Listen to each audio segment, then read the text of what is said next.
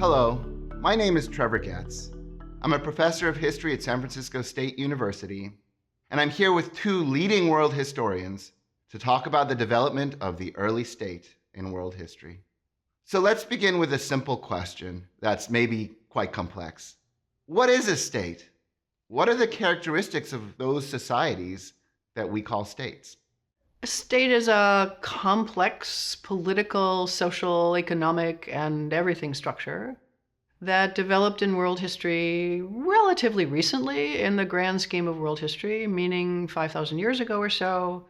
Developed first in southern Mesopotamia. Usually people think of the first states around a city. States usually have cities, although not always.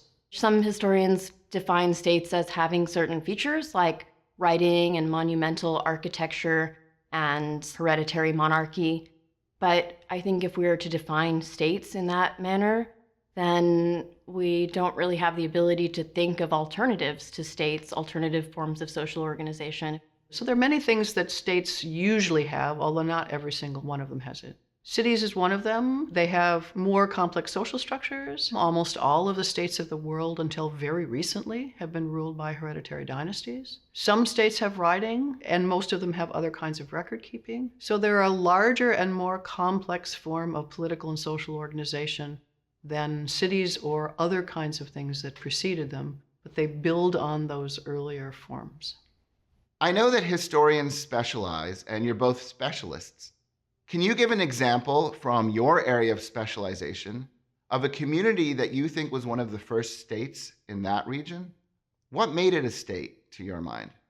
Well, I think most world historians would say the very first state in the world, which we might call a city-state, in other words, is a small state around a city, is in Sumer. So what is southern Mesopotamia, the southern Tigris and Euphrates Valley, the city-state of Sumer. It's a city, it has large-scale irrigation, and gradually it took over through military conquest and through just sort of people moving in and out. It took over the surrounding countryside. My area of study is the Gulf South and the Mississippi Valley, and states emerged in that region in a different time period than some of the earliest states in Mesopotamia or South Asia or even South America. So in the Mississippi Valley, it was about 1,000 years ago or so that the earliest states developed. The Mississippian peoples.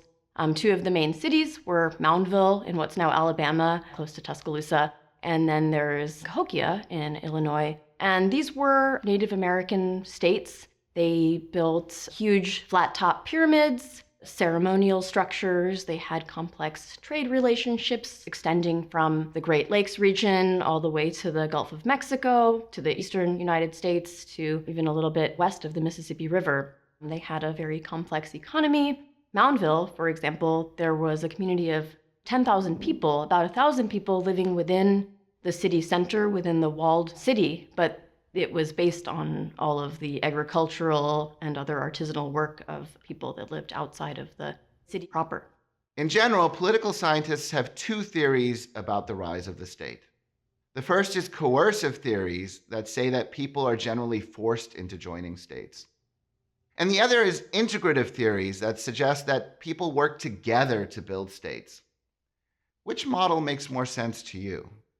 I think it's important to keep both models in mind. Societies had different paths towards urbanization, and some states emerged out of a collective necessity, some sort of maybe drought or food shortage that might have led to the need for a strong leader who could consolidate labor and solve those kinds of problems. So there could be a communal aspect in that way, but usually states devolve into being more coercive as the generations of hereditary monarchs. Some of them are more generous and competent, and others really are coercive and maintain their power through enslaving people and threatening people with violence or taxes. Now, there's a professor named Yuval Harari who argues that something called collective imagination is the basis of the birth of the state. Harari even writes that states are mass cooperation networks. What does he mean by collective imagination? People need to buy into the idea of the state in order for it to work. So to imagine that in a state people are connected to one another, that they have some sort of shared culture and perhaps a shared history, a shared language, shared cultural activities, perhaps that would create this imagined idea of connectivity. So in that way, I think Harari is right that without this level of buying in and this acceptance of the idea of the state by the majority of the population kind of succumbing to the state and agreeing to follow the laws and pay the taxes required, I think that that's definitely a necessary component in order to have an effective functioning state. It might simply be, I'm going to do this because my neighbors will think it's a good idea. And I kind of like my neighbors, or I'm afraid of my neighbors, or I want their respect. So I will do this. And this is something that has enormous power right now. We do certain things, not because somebody's standing over us to force us to do them, but because we don't want our neighbors to think badly of us. So we mow our lawn, even if we don't really feel like mowing our lawn, or we do something like, or we shovel our walks, or we do certain kinds of things. We keep our houses up. It's a good idea to do this, but also we don't want to lose face and status with people around us because we want to kind of get along with them. So I think that's sort of what I think he means by that. Thanks for joining me to talk about the origins of states in world history. I think this was a really incredible discussion.